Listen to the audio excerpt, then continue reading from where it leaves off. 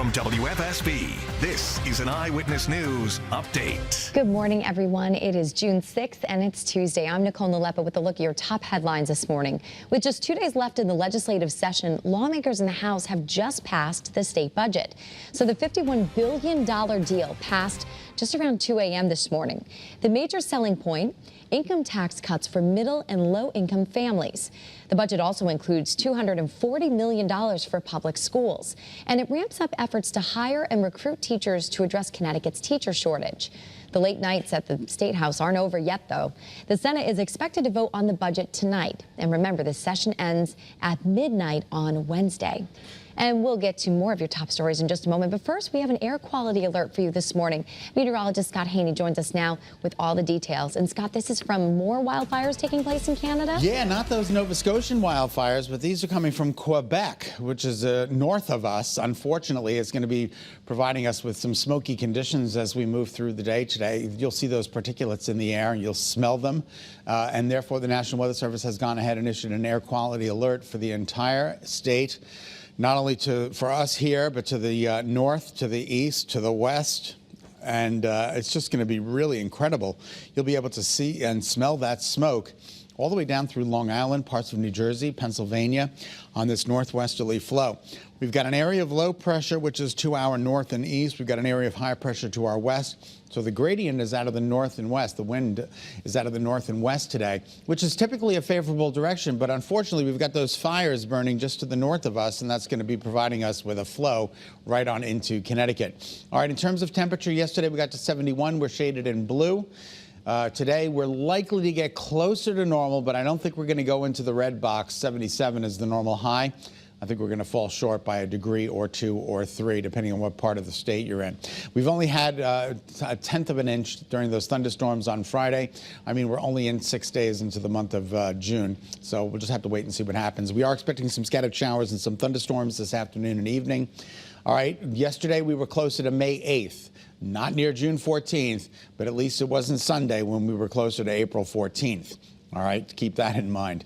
All right, some scattered showers over my shoulder. Those are tending to fall apart and move down to the south of us.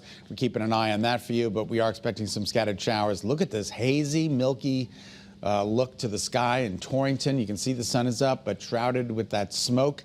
A little bit better in Old Saybrook, a very picturesque start as we take a look at the sailboat to the right. Beautiful, right? And our satellite and radar again confirms some scattered showers passing through down into the lower Hudson Valley, but not for us here in Connecticut. We're basically dry with partly cloudy skies.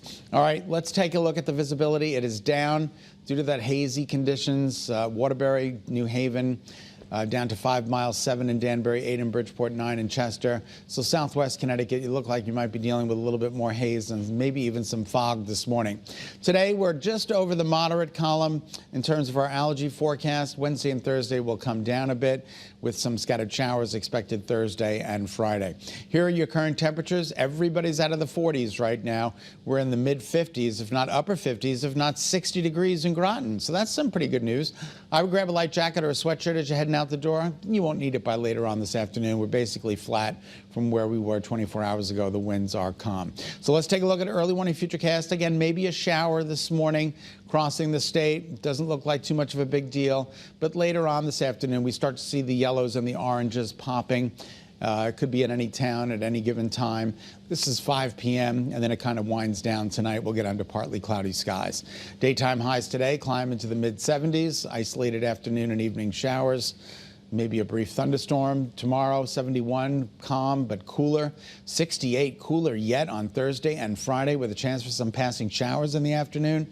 Saturday and Sunday looking good, 78 and 82. Everybody's working for the weekend, including me, because it looks nice. Nicole, we'll send it back to you. All right, thanks, Scott. It is now 7:04, and we have an update this morning for you on a disturbing investigation in Litchfield County in which police say a man killed his own mother. Investigators tell us 34-year-old Eric Megan called them yesterday and confessed that he killed his mom, Victoria Palmer. Now, the crime was committed on Still River Drive in New Milford, which is not too far from Harrybrook Park. Police tell us they have not released how Palmer died. And happening tonight in Hartford, Mothers United Against Violence will be hosting a prayer vigil tonight for a man who was stabbed to death last month. The family of 43-year-old Elvin Rivera is still grieving as police continue to search for his killer. The vigil is open to the public, and it'll be held on Elliott Street in Hartford at 6 p.m. Also this morning, we're working to get you an update on the person who was hit by a train in Meriden. The train was traveling from New Haven to Springfield, Massachusetts, when it struck the victim just before 10 yesterday morning. Amtrak is leading this investigation, and the victim's identity has not yet been released.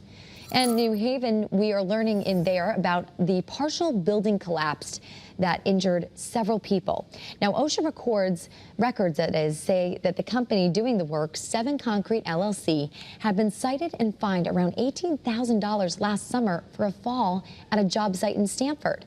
The workers were pouring concrete on a new apartment building on Lafayette Street on Friday when it collapsed under them. 2 of those workers are still in the hospital this morning. Also in Granby, some parents are upset this morning over a video shown to students discussing Pride Month and gender identity. Take a look. All my life, I never really felt like a boy, and I don't really feel like a girl, so I'd rather be both. Students saw the video last week, and the school says that it's designed for 2 to 12-year-olds. But some parents are frustrated that the school didn't let them know about it first. These are conversations that if anyone's going to have with their kids, it should be parents having with kids. The superintendent's office says that it's handling concerns from parents internally. Thank you so much for tuning in to Eyewitness News on this Tuesday morning. Remember, you can get news and weather updates anytime on the Channel 3 app. Have a great day, everyone. Be healthy, stay positive.